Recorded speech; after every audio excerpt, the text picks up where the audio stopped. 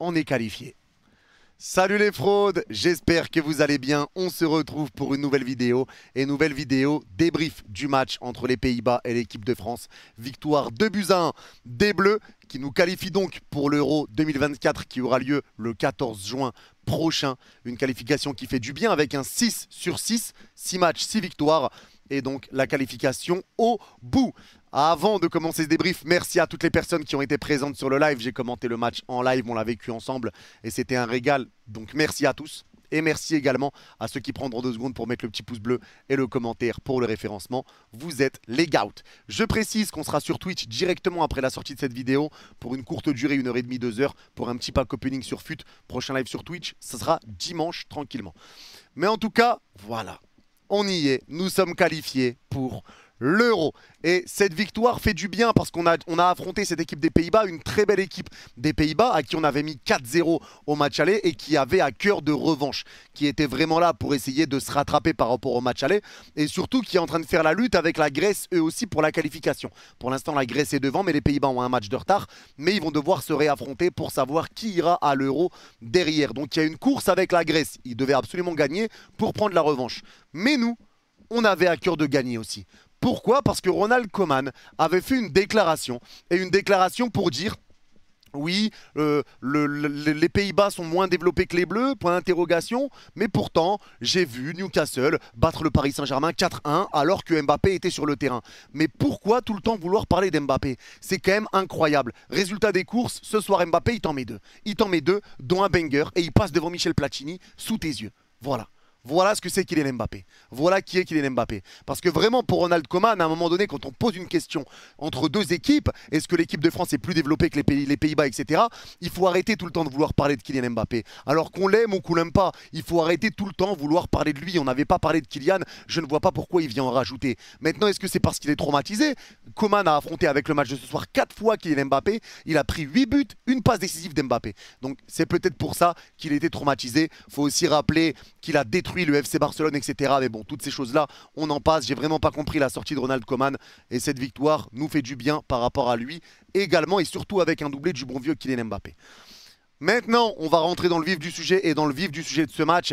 Le match était vraiment compliqué. C'était un match où les Pays-Bas avaient fait une bonne entame, où c'était compliqué de trouver des solutions, de se trouver, etc. C'était vraiment dur au départ. Bon, même si on était plus dangereux que les Pays-Bas, c'était minime, mais c'était dur au départ. Et grâce à un but très rapide, grâce à une passe de Klose, un centre très bon de Klose, et déjà une bonne combinaison avec Coman, etc. sur le côté, et la reprise d'Mbappé, on arrive à ouvrir le score très rapidement au bout de 7 minutes. Donc forcément, ce but a fait énormément de bien dans les têtes. Tu rentres en plus à la mi-temps avec ce score de 1-0. Mais le match était quand même assez fermé. C'était quand même un match où c'était compliqué de trouver des solutions. C'était compliqué de se trouver. Mais on a vu une équipe de France solide et solidaire. Et on va commencer par Maignan. Et Maignan fait son match. Fait son match, Maignan. Mais le problème, c'est que je l'ai vu faire quelques erreurs aujourd'hui. Des sorties où il sautait pour récupérer le ballon. Au final, le ballon passe au-dessus de lui et Ake était pas loin de marquer. Des frappes qu'il arrête en 2 temps. Le ballon a failli rentrer, il l'arrête finalement. Le but qu'on prend, le but à la fin de Hartmann, c'est Maignan qui avance parce qu'il anticipe un centre. Au final, il frappe premier poteau. Donc quelques erreurs quand même de Mike Maignan, mais il a fait des bonnes parades. Il nous a quand même sorti de pas mal de galères. Il a quand même récupéré pas mal de ballons. Il a fait quelques erreurs dans ce match. C'est loin d'être le meilleur match de Mike Maignan. C'est pas le pire non plus. On a gagné ce match, donc clairement. Mais en tout cas, il a fait quelques erreurs aujourd'hui. C'est important de le souligner. Mais voilà, c'est pas son meilleur match, mais ça sera pas le pire et ce sera pas la dernière fois qu'il pourra nous sortir des matchs pareils. Mais voilà, c'était pas non plus une grosse catastrophe. Et maintenant, on va parler de Klose. Et Klose a été exceptionnel ce soir. Joueur de l'OM, tout ce que vous voulez, Klose a été exceptionnel ce soir. J'ai trouvé un Klose monumental. Que ça soit dans la vitesse, parce que dans la percussion qu'il a ramené ce soir, c'était quelque chose. Dans les combinaisons avec Kingsley Coman, avec Griezmann, avec tout le monde. Les combinaisons même avec Mbappé, etc. J'ai trouvé Klose très très bon. Dans les replis défensifs, j'ai trouvé Klose très très bon. Il a eu quelques erreurs de temps en temps qui ont donné des occasions aux Pays-Bas. Mais Klose a été impeccable sur tous les points. Klose a été incroyable aujourd'hui. J'ai beaucoup aimé ses centres. La qualité de centre de Klose, c'est vraiment quelque chose. C'est encore une fois, mais c'est ses percussions, ses poussées de balle, sa vitesse, ses replis défensifs. J'applaudis et vraiment chapeau Klaus, chapeau s'il peut continuer comme ça en équipe de France. Et ben nous on signe tous les jours parce que vraiment le match qu'a fait Klaus ce soir pour moi c'est une grande masterclass et c'est vraiment un énorme match qu'a fait Klaus. Pour moi il est clairement dans le top 3 des meilleurs joueurs ce soir. Il m'a vraiment ébloui, il m'a vraiment épaté. Énorme match de Klaus et c'est important de le dire, c'est important de le souligner.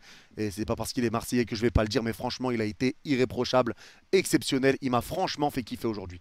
Honnêtement, il m'a vraiment fait kiffer. La défense centrale avec Konaté et avec le bon vieux Lucas Hernandez, la défense centrale, je l'ai trouvé vraiment solide. Les deux ont pas bougé, les deux, ça a été des rocs. Ils ont vraiment tenu leur place. Et Lucas Hernandez, encore une fois, on le voit, mais en défense centrale, il joue à gauche avec le PSG, par faute d'autres solutions.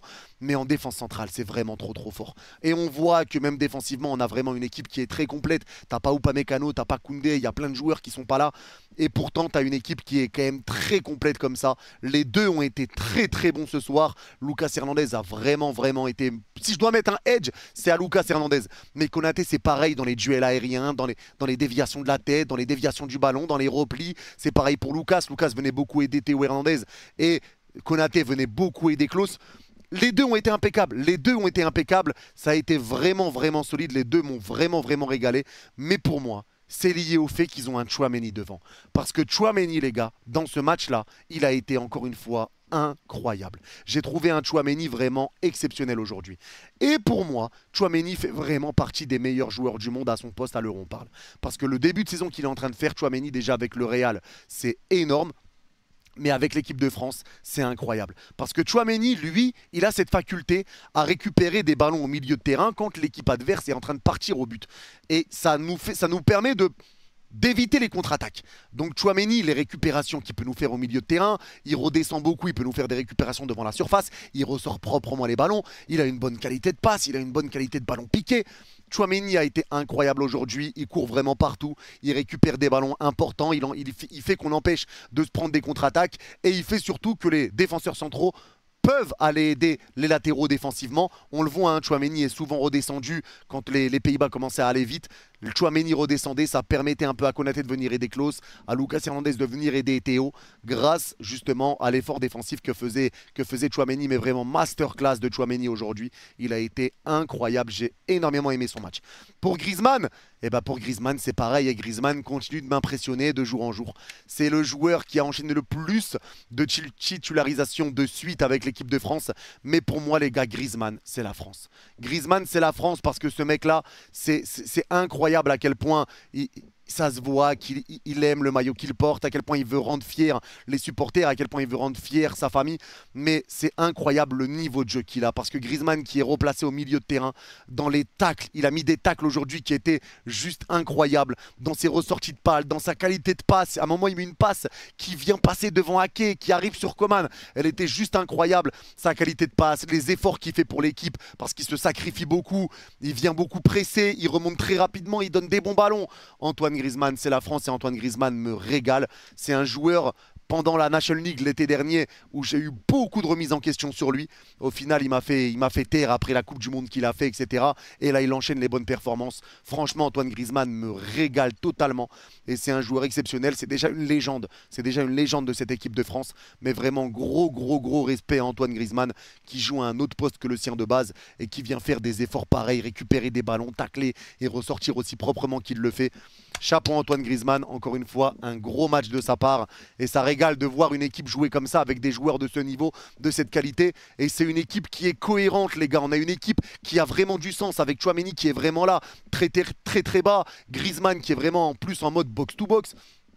C'est incroyable et l'équipe tourne bien, l'équipe joue bien ensemble, l'équipe se connaît bien, c'est comme la relation avec Klaus et Coman, les deux se trouvent très bien et pourtant ils n'ont pas joué énormément de matchs ensemble, si ce n'est le premier, peut-être pas le premier mais en tout cas très peu, mais vraiment ils ont été exceptionnels encore une fois.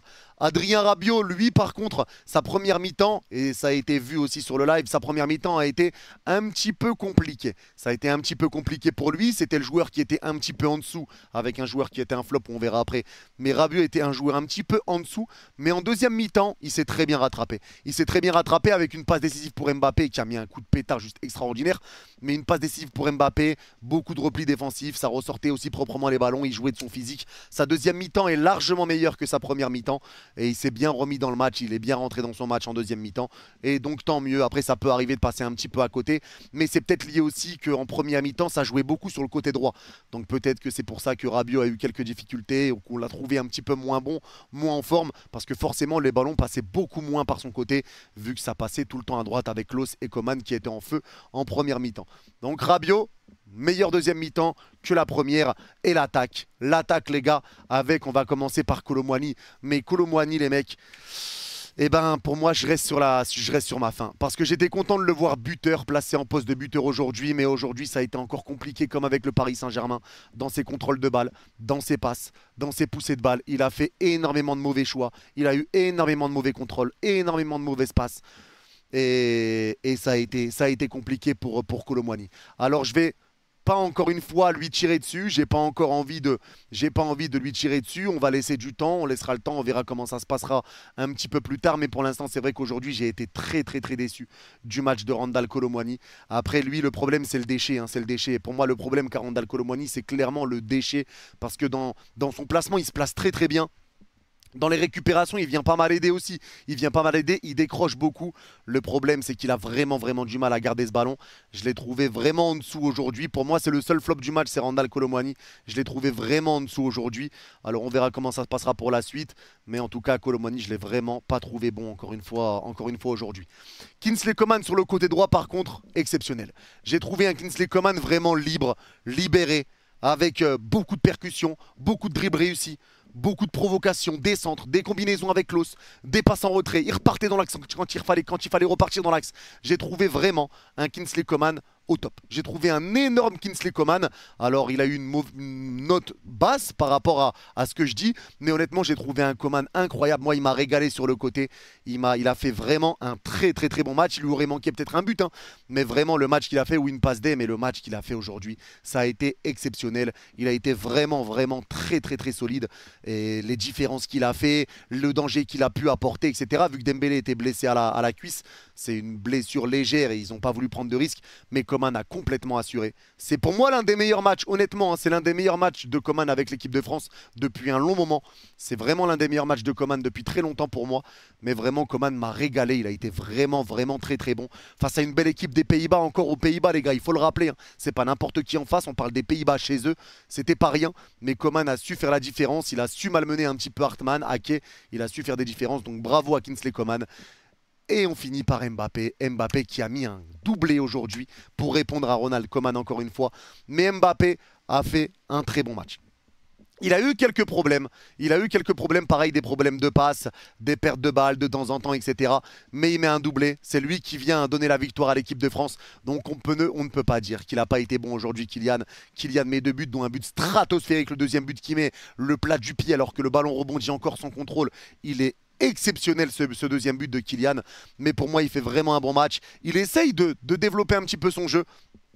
Avec un bon ballon qu'il a mis aussi pour Giroud après son entrée à un moment et le contrôle exceptionnel de Giroud et la frappe qui est partie au-dessus, même s'il y avait Marcus Thuram avec lui. Mais il essaye de développer son jeu, essayer de jouer un petit peu plus en passe, etc. On voit que c'est pas ses qualités premières et qu'il rate quelques passes. On voit qu'il perd quelques ballons. Pour moi, il y a aussi des fautes qui n'ont pas été sifflées, au moins 2 qui n'ont pas été sifflées sur Mbappé. Mais voilà, on voit que c'est pas le joueur qui essaye maintenant de partir en profondeur, accélérer, jouer de sa vitesse, crocheter, etc. Je trouve que Mbappé est en train de changer son idée de jeu. Il essaye beaucoup plus de participer au jeu, de temporiser, de devenir un petit peu un playmaker et je le ressens. Dites-moi si vous êtes d'accord ou pas, mais j'ai l'impression qu'il essaye un petit peu plus de se transformer en playmaker. Alors qu'il essaye de devenir un playmaker et qu'il travaille pour, il n'y a aucun problème, mais il faut aussi qu'il joue sur ses grandes qualités, c'est-à-dire sa vitesse, pousser son ballon et c'est la technicité aussi en 1 contre 1 grâce à sa rapidité d'exécution, etc. Il l'a fait, donc je pense que pour l'instant il est en train de combiner un petit peu les deux. Il essaye de développer vraiment son jeu pour devenir un joueur vraiment complet. Mais aujourd'hui j'ai trouvé un vrai bon match de Kylian Mbappé, avec quelques erreurs, tout ne peut pas être parfait, mais ça a été un très gros match de Kylian Mbappé. Il a joué en équipe, il a mis des bons ballons, même s'il en a mis, encore une fois je le répète, quelques mauvais, mais il a mis des bons ballons, il a mis un doublé, il a mis des bonnes passes. il est revenu défendre, il a été solide. Il a été solide et il joue pour l'équipe. Il a joué pour l'équipe. Il marquait plus avec le PSG depuis quelques temps. Je crois 4 matchs sans marquer, ça va lui faire du bien de mettre un doublé aujourd'hui. Et je suis très content pour Kylian, mais vraiment un match énorme de la part de Kylian Mbappé. Derrière, les gars, et pour appuyer encore mes propos sur Klose, c'est qu'une fois que Malo Gusto est rentré avec Marcus Thuram prend un petit pont de Hartmann, et derrière, ça combine, etc. Mais on voit que quand Klose a quitté le terrain, eh ben forcément, ça a ramené des équilibres. Quand Klose et Coman, il me semble, quand les deux ont quitté le terrain, ça a ramené des équilibres, et ça a ramené le but des Pays-Bas, et ça nous a fait peur à la 83e, parce qu'il restait du temps, et si les Pays-Bas égalisaient, on n'aurait pas été qualifié pour l'Euro ce soir. Là, en tout cas, on l'est, mais pour moi, la sortie de Klose, ça a déstabilisé un petit peu, et ça a fait qu'on a encaissé ce but. Il faut quand même le dire, les gars, j'appuie vraiment sur Klose qui a été très très bon, mais moi j'ai trouvé une très très belle équipe aujourd'hui de l'équipe de France. Ça m'a fait plaisir de voir l'équipe de France jouer comme ça. On a bien temporisé, on a bien gardé les ballons. C'est pareil pour Théo Hernandez, dont j'ai oublié de parler, mais Théo Hernandez a été incroyable. Lui, dans sa vitesse, dans ses replis défensifs, il revient à une vitesse, c'est incroyable. Il a mangé Dumfries pendant toute la première mi-temps, et après Dumfries, sortie de Dumfries, l'entrée de Frimpong qui est très rapide, et ben il le met dans sa poche aussi. Offensivement, il a été très bon, il a très bien combiné avec Mbappé, il a mis des bons ballons, des bons 1-2, etc. Il a mis quelques petits bons centres, il a mis des bonnes passes, des bons pressings. Et dans les replis défensifs, ça a été incroyable. Ça a été incroyable, honnêtement, impressionné aussi de la part de Théo Hernandez. Mais je le répète, dans la globalité, la France a fait un très très très bon match. On a bien posé notre jeu, on n'a pas paniqué, même avec seulement un but d'avance à la 83e. On a bien posé le jeu, on ressortait proprement les ballons, on combinait bien ensemble, on récupérait des bonnes fautes.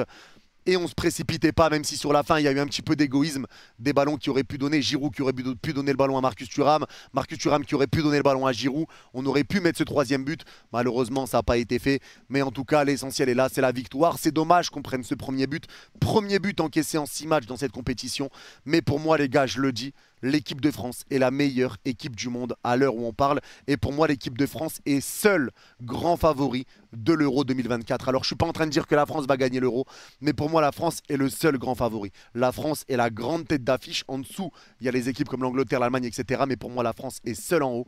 Vraiment, l'équipe de France est exceptionnelle. Il y a un gros vivier de joueurs en plus et on le sait très bien. Mais en tout cas, on va avoir 2 matchs encore une fois pour l'Euro. Il y a le match amical qui arrive aussi contre l'Écosse où Didier Deschamps va pouvoir faire des tests, etc. avant cet Euro où on devra se rattraper après notre élimination prématurée face à la Suisse lors de la dernière compétition. Mais en tout cas, très très fier de ce qu'a montré l'équipe de France, très fier du match qu'ils ont fait. Ça a été vraiment un match très très très solide et ça fait du bien de les voir jouer comme ça. En tout cas, merci à tous ceux qui ont écouté cette vidéo jusqu'au bout. Ceux qui l'ont regardé jusqu'au bout, n'hésitez pas à mettre Naruto en commentaire. Je comprendrai que vous avez regardé la vidéo jusqu'à la fin. Merci à tous. On se revoit à 18 h ce samedi pour Côte d'Ivoire, Maroc, tranquillement en live. Et je le répète, tout de suite sur Twitch et dimanche également sur Twitch à 19 h. Je ne sais pas encore pour faire quoi dimanche, mais dimanche, on sera sur Twitch. Merci à vous. Et bien sûr, on commentera la France mardi et Algérie-Égypte lundi, plus Cameroun-Sénégal. Merci à tous. Prenez soin de vous. Bye bye. Et on est qualifié. Chial Coman.